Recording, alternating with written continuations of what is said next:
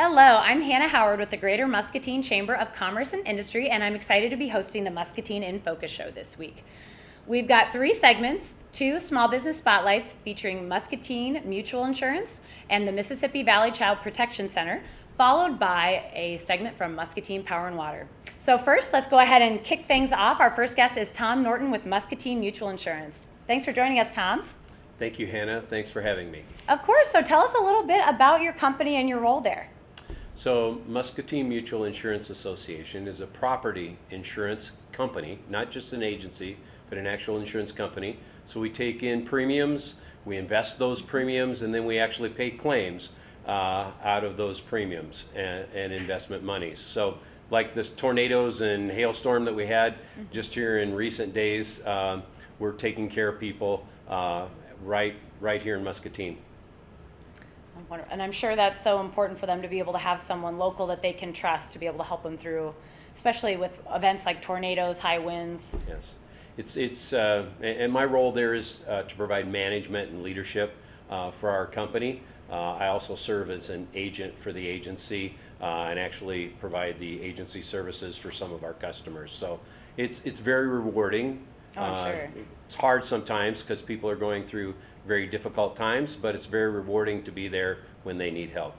When the tornadoes came through Cedar County, actually there were 2 tornadoes that did damage to some of our customer base. In fact, my home farm, the home where I grew up in, was destroyed in the tornado, as well as all of the property on that site.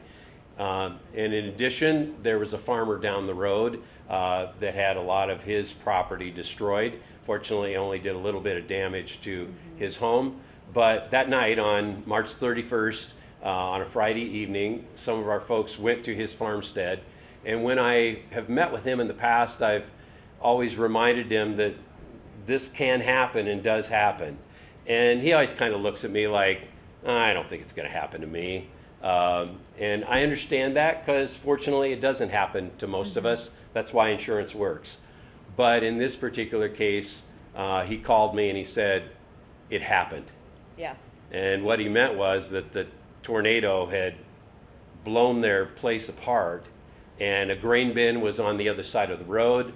Actually, the mattress from my brother's house, a mile and a half away, ended up in his yard. And so just the devastation, just kind of the anxiety in his voice.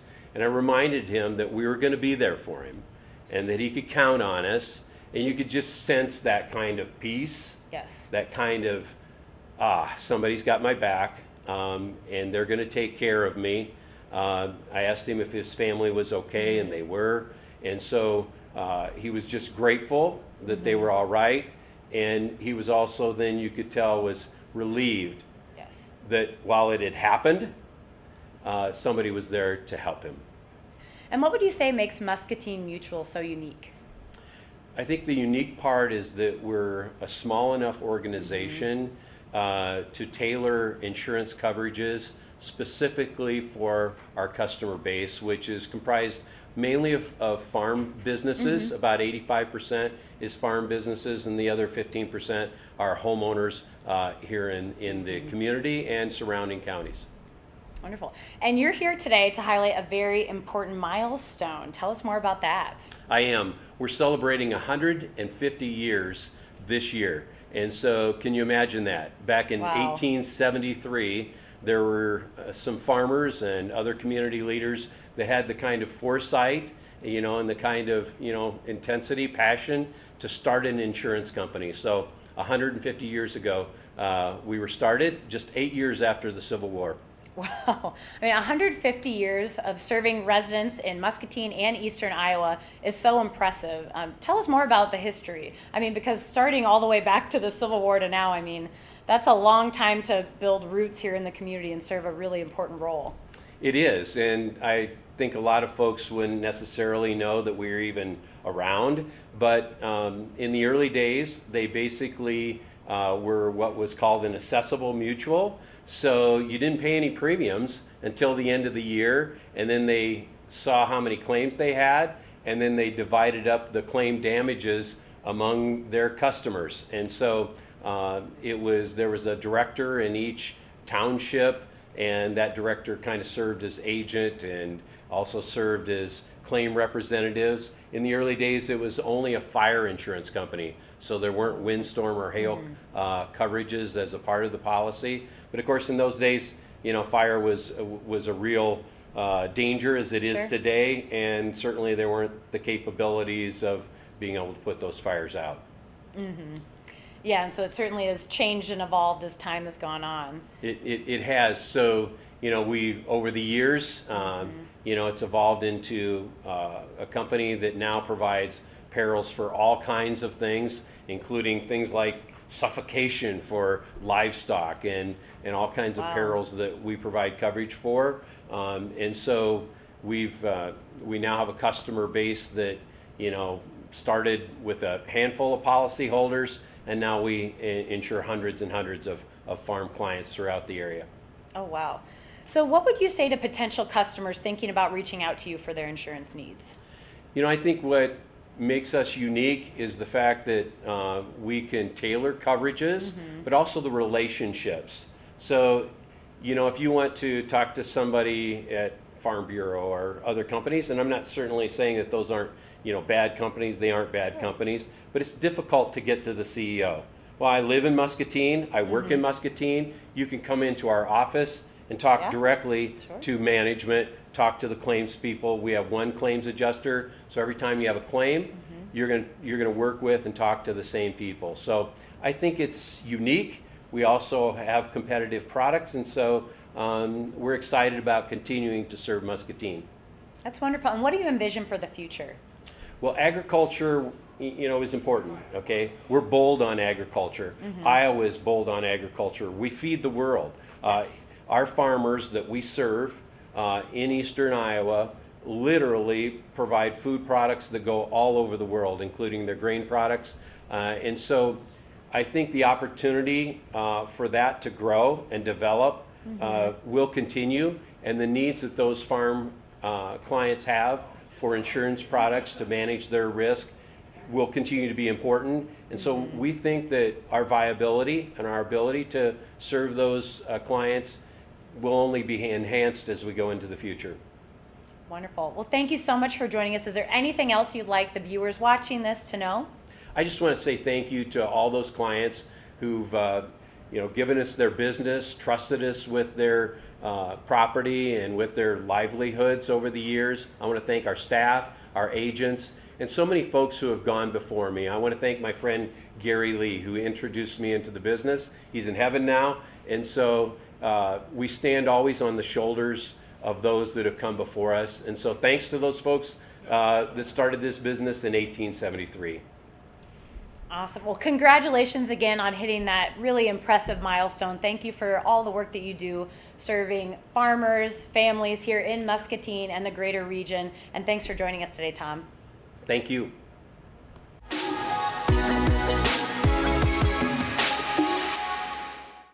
I'm here with Katie McCory, the director of the Mississippi Valley Child Protection Center. Thanks for joining us, Katie. Yeah, no problem. Thanks for coming. Of course. So please tell us about the center. So the Mississippi Valley Child Protection Center is a program of a nonprofit organization known as by strengthening children and families. We are an accredited child advocacy center, and we're one of 6 accredited centers here in the state of Iowa. We serve about 200 children a year all throughout Southeast Iowa. Oh, wonderful. And now, what is a child advocacy center for those that aren't familiar? Yeah, so you can find child advocacy centers in every state. They were really established more as a movement in recognizing that our justice system isn't set up to support child victims very well. And so a center like ours provides a child-friendly and supportive environment where children and families can come receive support and unique services when child abuse is being investigated. Some of the services we provide here include forensic interviews, special medical exams, advocacy services, and really, like I said, our goal is to provide support for that child and family from the start of the investigation all the way through prosecution. Yeah. Well, what an important service to have right here. And now, what is new at the center? So last year we hired a medical director, and our medical director specializes in child trauma and child abuse. And so that really got us thinking more strategically about how we can serve children in the community in different ways, not just when there's child abuse being actively investigated. And what we know is that trauma and things like substance exposure, we're talking about drugs and alcohol, really impact child development. So it got us thinking, how can we address these issues? How can we support these children and families? And so we've established a new set of services, which we're calling child health assessment services. And really any child birth to 18 can be referred into those services. And what we're looking at doing is assessing and identifying unique concerns and issues related to exposure to trauma or substance abuse, connecting those children and families with resources in the community to help address those needs, and really providing education and support for caregivers while they're supporting their children. Sure. And how do families access your services? Well, our traditional services, like I mentioned before, forensic interviewing, specialized medical exams, for active child abuse investigations, we will only accept referrals for those from law enforcement officers, Department of Health and Human Service workers who are actively investigating child abuse. But our new services, our child health assessment services, any community provider working with children who've been exposed to trauma, any caregiver themselves who has concerns because their child has been exposed to trauma or substance exposure can call our center and make a referral. And is there anything else as far as how can the community help support what the center is doing? So community support within the last couple of years has been huge for us. We lost some significant state funding a few years ago, like a lot of other nonprofit organizations deal with. And so we've really relied on local support through grant funding, fundraising, community events, spreading awareness. You can support our center by just in general, talking about our services, doing some awareness around the community about child abuse. You can also donate directly to our center, either through a one-time donation or be a monthly donor through our nonprofit organization's website at foreverychild.org/donate. For is spelled FOR, so foreverychild.org/donate. And you can select the Child Protection Center from the drop-down program menu. Oh, wonderful. So we do encourage you, please do help support them. And what else do you want the community to know? Well, April happens to be Child Abuse Prevention Month, and you may have noticed throughout Muscatine, you might see pinwheels planted, pinwheel gardens planted. A blue pinwheel symbolizes safe and happy childhoods, and we want that to be an awareness symbol, letting everybody know that protecting children is really everybody's business. Pearl City Popcorn, I'm going to put a plug in for them because they're actually selling blueberry cheesecake popcorn this month, which is really delicious, and $2 from every bag goes back to our center, so they're donating that to our center. Oh, that's wonderful. And plus it's tasty popcorn, so you really can't beat that. It's a perfect match. It's so good. And then you may notice April 24th, the Muscatine Bridge is going to turn blue in support of Child Abuse Prevention Month. And then beyond that, what I want to leave everybody with is that, again, protecting children is everybody's business. When you suspect child abuse, you should report it. So anytime you have suspicion that a child's being abused or neglected, you should call the Iowa Department of Health and Human Services Child Abuse Hotline and your local law enforcement. Well, Katie, this was so much good information for the community to know. Again, I encourage all of you, if you're interested in more information, please check them out online or consider a donation, or at least supporting them during their Child Abuse Prevention Month. Well, thank you so much for being on the show, Katie. Thank you so much.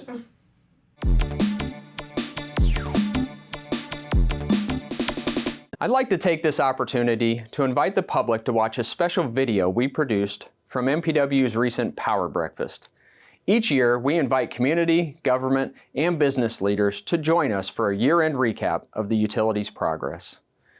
You and our other guests joined MPW's senior leadership team on February 16th for the live program, and now that presentation is available to every citizen and MPW customer on Public Access Channel 9, on their and MPW's YouTube channels, via our website, mpw.org, and on MPW TV's local video-on-demand service.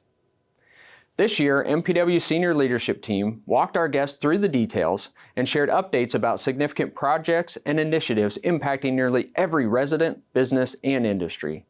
They laid out the many steps we took in 2022 while executing the objectives of our strategic plan for the benefit of our customers. Here's an excerpt. This year we had a lot of investments in reliability, and a lot of these were new things we haven't done before. The biggest one was line 106, and we got that completed and in service. We cut the ribbon on September 9th, and the line is adding value to Muscatine as a major path for power in and out of our system. It delivers more flexibility for outages and greater resilience through route diversity as it's a completely different path in and out of our city. For the Powering Future objective, it's really looking at a balanced approach. We're going to increase sustainability in the system while maintaining reliability and affordability, while leaving a spot open for flexibility for future additions as that technology evolves. Our first objective was to expand the renewable portfolio. 24 megawatt Muscatine Solar One project is taken off at Muscatine's Grandview Avenue wellfield site. It's anticipated that construction is going to start in the fourth quarter of 2024, with that unit coming online in 2025. As the need for high-speed, reliable internet continues to grow, MPW initiated a restructure of our internet packages mid-year, eliminating lower speed options and making higher speed options more affordable. And after nearly 30 years with our current customer information system, we transitioned to iView Connect on Monday, but we've had a fantastic cross-functional project team working to go live with the new system over the past year. In the age of doing business via smartphone or tablet, MPW customers have been asking for an app, and iView Smart Hub offers both an online web portal and mobile app. In growing our electric services, MPW has installed 4 Level 2 EV chargers throughout the community, 3 with funding from the Iowa DOT using the Volkswagen settlement funds. Along with MPW, driving around, I can count about 8 Level 2 chargers and 1 DC fast charger that's now installed in Muscatine. We continue to look at small pockets next to our existing service area that have never had MPW communication services and budget for plant extensions. We completed 3 small extensions in 22, bringing gigabit internet, TV, and phone services to a new group of customers. These small new builds have prepared us for our upcoming large extensions. I get to start talking about one of our greatest resources here at MPW, our employees. With the continuing number of good number of retirements and changing business needs at the utilities, we've begun reinvesting in staff development and training. We want our staff to be successful not only in their current roles, but in the next opportunity that's available for them at Power and Water. Any given month, there's 10 to 20 employees that are meeting to build relationships with each other through all different levels of the utility and develop their speaking and presentation skills. We encourage staff to pursue micro-credentials too. Sometimes that's a little more attainable and the time invested is easier. We partner with MCC. They're a great resource for local training resources and is also provides a lot of the training we need for our skills trades. As a not-for-profit municipal utility, our customers are our owners, and it's important to share this information with you at home. In addition to the Power Breakfast, we will also be publishing our 2022 Annual Report in March, as well as a special Year in Review brief in our newsletter, MPW News. We'll also be publishing a recent recording of our customer forum on our Powering the Future initiative. We invite you to watch the presentations and read those publications. As always, reach out if you have any questions or concerns. I hope you are as impressed as I am with the quality and volume of work accomplished for our customers in 2022. I am truly honored to be a part of the MPW team during such a challenging and exciting time. Thank you for your interest and time in watching the presentations. Thank you to our guests, Muscatine Mutual Insurance, Mississippi Valley Child Protection Center, and Muscatine Power and Water for being on the Muscatine in Focus show today. Thanks for tuning in. The Pearl City Players present the awesome 80s Prom. This hilarious production is a brand new blast from the past party set at Wanna Get High's Senior Prom in 1989. All of your favorite characters from your favorite 80s movies are at the prom. From the captain of the football team, to the brain, to the hottie head cheerleader. And they're all competing for prom king and queen, with the audience voting on who will win. It'll be radically bodacious voting for who will win this battle. The evening will also include performances from some of your favorite celebrities of the 80s, and plenty of opportunities to wang chung and have fun that night on the dance floor. So dress up, travel back in time, and join the breakdance circle. Or just sit back and watch the 80s drama unfold. The awesome 80s prom. A decade that passed, but is still a blast.